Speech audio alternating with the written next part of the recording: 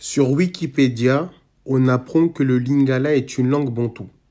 Jusqu'à là, il n'y a pas de surprise, puisque cette langue est originaire d'une zone peuplée par des bantous. On apprend aussi que le lingala est parlé en RDC, République démocratique du Congo, et à moindre mesure en Angola ou en République centrafricaine. Alors déjà, on va s'arrêter sur la phrase « à moindre mesure en Angola », car il y a beaucoup de confusion à ce sujet. En effet, le lingala est parlé dans le nord de l'Angola, notamment dans les provinces de Uige, Zaïre et même dans certains quartiers de Luanda. Mais ce n'est pas parce que le lingala est parlé en Angola que ça fait du lingala une langue nationale de l'Angola. D'ailleurs, je peux dorénavant vous citer les langues nationales de l'Angola, qui sont le Kikongo, le Kimbundu, le Umbundu et le Tchokwe. Donc ça, ce sont les 4 principales langues nationales de l'Angola, même si il y en a d'autres, telles que par exemple le Ngangela.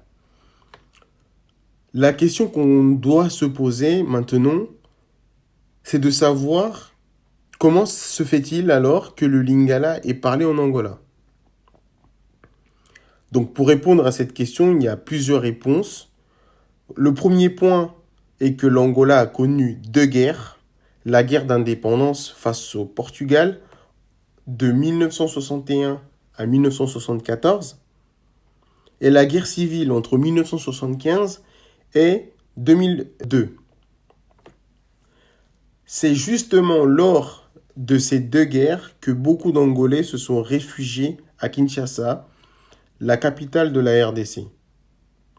Et lorsque la guerre civile s'est terminée en 2002, ces mêmes Angolais sont rentrés chez eux en Angola et ont emporté avec eux le lingala, cette langue qu'ils ont appris à Kinshasa. Le deuxième point est que beaucoup de Congolais se sont progressivement installés en Angola, notamment pour des raisons telles que avoir une meilleure condition de vie, des avantages économiques. Après tout, le Congo et l'Angola sont des pays frères, avec énormément de points communs. Donc l'intégration est très rapide. Et cette intégration va dans les 2 sens, bien évidemment. Le troisième facteur d'influence du lingala en Angola est sans doute la culture congolaise. Et quand je dis culture congolaise, je parle ici de la culture congolaise de Kinshasa. Revenons sur Wikipédia et allons chercher l'origine du mot lingala. Est-ce que c'est mentionné sur Wikipédia? Je peux vous assurer que c'est le cas. Donc sur Wikipédia, on apprend que au 19e siècle, le Bobangi était la langue véhiculaire sur les bords du fleuve Congo. Allons voir sur une carte où se situe le fleuve Congo. Sur cette carte, on peut constater que le fleuve Congo est situé ici et il longe progressivement les provinces du Congo central, Bandundu et de l'Équateur. Donc on peut s'imaginer que le Bobangi était parlé au long du fleuve dans ces zones-là, proches de l'Équateur. Ensuite, on nous dit que après 1880, la langue fut désormais appelée Bangala par les Occidentaux. Donc ici, on apprend que c'est les Occidentaux qui ont changé l'appellation de la langue Bobangi en la nommant Bangala. Cette nouvelle forme fut introduite par le colonisateur dans la station Bangala en 1884. Par ailleurs, on lit aussi quelque part, on lit que après 1900, les missionnaires de Chute proposent le nom Lingala au lieu de Bangala. Donc, nous qui cherchions l'origine du mot Lingala, on finit par apprendre que ce sont les missionnaires catholiques qui l'ont imposé, c'est-à-dire le nom de la langue lingala est quelque chose qui a été imposé par les missionnaires catholiques. Donc toujours sur Wikipédia, on apprend que le lingala est aujourd'hui largement répandu au Congo-Kinshasa et au Congo-Brazzaville, où il est devenu une langue régionale. Donc, vous voyez, on nous dit que le lingala est devenu une langue régionale, c'est-à-dire que de base, ce n'était pas une langue régionale. Oui, en effet, au Congo-Brazzaville, vous ne trouverez pas de région où le lingala a toujours existé, c'est-à-dire que c'était une langue régionale. Largement utilisée dans les médias, l'armée, les discours officiels, mais également dans la chanson populaire.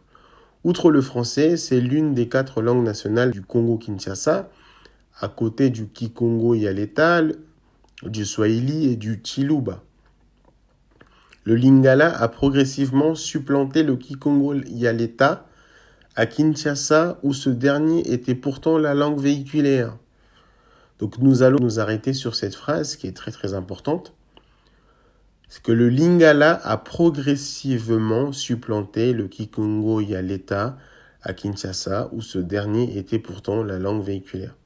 Autrement dit, avant qu'on parle le lingala à Kinshasa, on parlait le Kikongo-Yaleta. Et ça, ce n'est pas surprenant. Nous allons encore reprendre la carte de la République démocratique du Congo pour que vous voyez où se situe la capitale, Kinshasa, et où se situent les zones où on parle le Kikongo. Vous allez le voir directement et vous ne pourrez pas nier l'évidence. On nous dit le succès de l'expansion du lingala au cours de la seconde partie du XXe siècle, et en particulier à l'époque du Zaïre, sont notamment dus au fait qu'il a été largement promu par Mobutu Sese Seko, natif de la région lingalaphone. Et ça, en fait, c'est l'un des majeurs problèmes qu'on rencontre en Afrique, c'est ce problème primitif. C'est-à-dire que lorsque quelqu'un devient chef d'État d'un pays, il aura tendance à généraliser ses aspects culturels ou linguistiques à l'échelle de la nation. Donc c'est purement une imposition, quoi. Et c'est ce qu'a fait Mobutu Sese Seko, du fait qu'il est originaire d'une région lingalaphone. Il a estimé que c'était nécessaire de faire de sa propre langue. Et c'est là où vous voyez vraiment que l'Africain et les présidents africains, de manière générale, ont un égocentrisme surdimensionné. C'est de faire de leur propre langue une langue à l'échelle du pays. Donc voilà, c'est ce côté primitif des présidents africains. Mais le problème, c'est que, donc comme vous l'avez vu tout à l'heure, avant qu'on parle le lingala à Kinshasa, on parlait le Kikongo. Et que vous imaginez bien que le fait d'imposer une nouvelle langue qui est le lingala ne va pas forcément effacer les mots qui étaient utilisés dans le Kikongo. Donc, qu'est-ce qui s'est produit? Il s'est produit que, au lieu que les peuples, et ça c'est tout à fait normal, adoptent entièrement le lingala, c'est-à-dire un lingala qui n'est pas mélangé, qui est pur, on va dire, à 100%, ils l'ont mélangé, c'est-à-dire qu'ils l'ont créolisé. C'est pour ça que dans le lingala, vous trouverez beaucoup de mots en kikongo. Parce que c'est tout à fait normal. Le peuple qui habitait dans ces zones-là était congophone. Donc ils ne pouvaient pas du jour au lendemain remplacer tout leur vocabulaire congo par des vocabulaires du lingala. Maintenant qu'on a un peu contextualisé le lingala, à savoir l'origine du mot lingala, à savoir aussi que le lingala qui est parlé à Kinshasa, c'est un créole, c'est un mélange. On trouve beaucoup de mots de la langue congo. Vous imaginez bien que dans cette vidéo, moi, je m'intéresserai au pur lingala, si on peut le dire. C'est-à-dire, je vais proposer des mots qui n'ont pas d'influence d'autres langues, qui ont certainement une influence des langues ou de la langue Bobangi ou bien de la langue bangale. Parce qu'il ne sert à rien de proposer d'autres mots, sachant que ces mots existent déjà dans la langue Kikongo. Donc on ne pourra pas savoir si c'est du Lingala ou bien du Kikongo. Par exemple, si vous voulez dire s'amuser en Lingala, vous allez dire Kosakana. Mais si vous voulez dire s'amuser en Kikongo, vous allez dire Kusakana. Donc vous voyez que l'exercice devient compliqué. On ne peut pas vraiment savoir d'où vient le mot, si c'est originaire vraiment du Lingala. J'ai sélectionné des mots qui certainement font partie de la langue Lingala. Ces mots sont adorer, par exemple. On dit kokumela.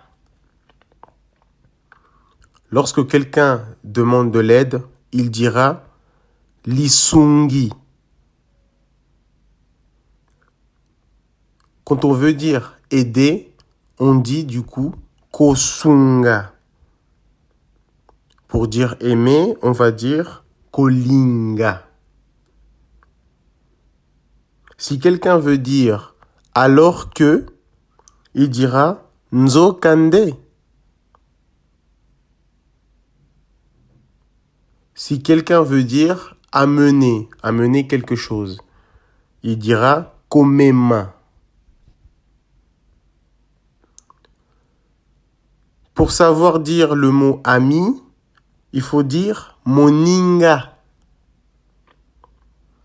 Si l'on veut dire le mot arbre, on dit nzete. Et ça, c'est un peu plus compliqué. Bon, c'est pas tellement connu, je pense, par la plupart des personnes qui parlent le lingala. Par exemple, pour dire le mot astre. Comment on le dit en lingala? Bah, ça, c'est... Dès que ça commence à toucher un peu le vocabulaire scientifique et des vocabulaires qui ne sont pas régulièrement utilisés dans le langage courant, ça devient difficile. Donc, pour dire astre, on dit muese. Un peu plus facile, pour dire au-dessus de, on dit likolo ya. Et enfin, pour dire bâton, on va dire lingenda. Donc ça, c'est un peu difficile aussi parce que des gens pensent que pour dire bâton, on dit aussi nzete, alors que le mot nzete signifie l'arbre.